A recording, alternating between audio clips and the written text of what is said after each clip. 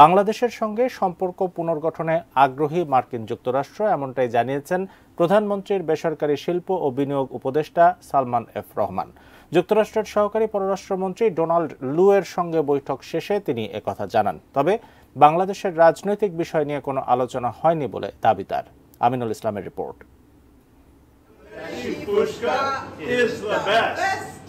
বাংলাদেশের ফুসকা নিয়ে যুক্তরাষ্ট্রের সহকারী পররাষ্ট্রমন্ত্রী ডোনাল্ড লু ও বাংলাদেশে নিযুক্ত মার্কিন রাষ্ট্রদূত পিটার হাসের এমনই একটি ভিডিও শেয়ার করা হয়েছে মার্কিন দূতাবাসের ফেসবুক পেজে।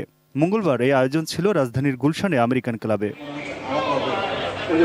এর আগে বাংলাদেশে নিযুক্ত মার্কিন রাষ্ট্রদূত পিটার হাসের বাসায় মতবিনিময় করেন ডোনাল্ড লু। মঙ্গলবার রাতে প্রধানমন্ত্রীর বেসরকারি শিল্প বিনিয়োগ উপদেষ্টা সালমান এফ রহমানের বাসায় নৈশভোজে অংশ নেন যুক্তরাষ্ট্রের সহকারী পররাষ্ট্রমন্ত্রী ডোনাল্ড লু, মার্কিন রাষ্ট্রদূত পিটার ডি হাস, দক্ষিণ ও মধ্য এশিয়া বিষয়ক ব্যুরোর চিফ অব স্টাফ নাথানিয়াল হাফট সহ আরও ৩ কর্মকর্তা।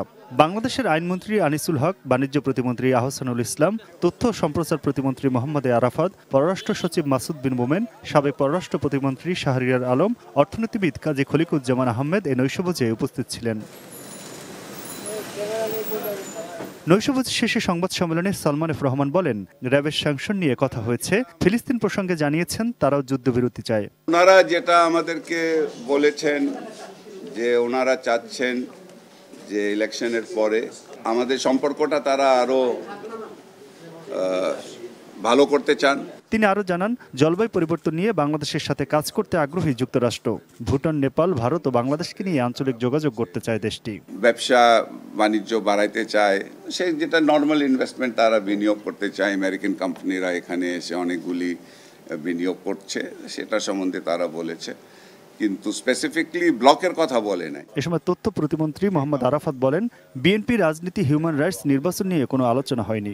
বিএনপি রাজনীতি, হিউম্যান রাইটস, ডেমোক্রেসি, নির্বাচন এগুলো কোনো কিছু নিয়ে কোনো কথা তারা তোলেনি, কোনো আলাপ হয়নি।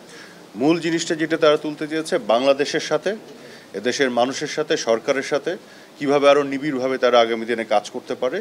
Aminul Islam, ATN news, Dhaka.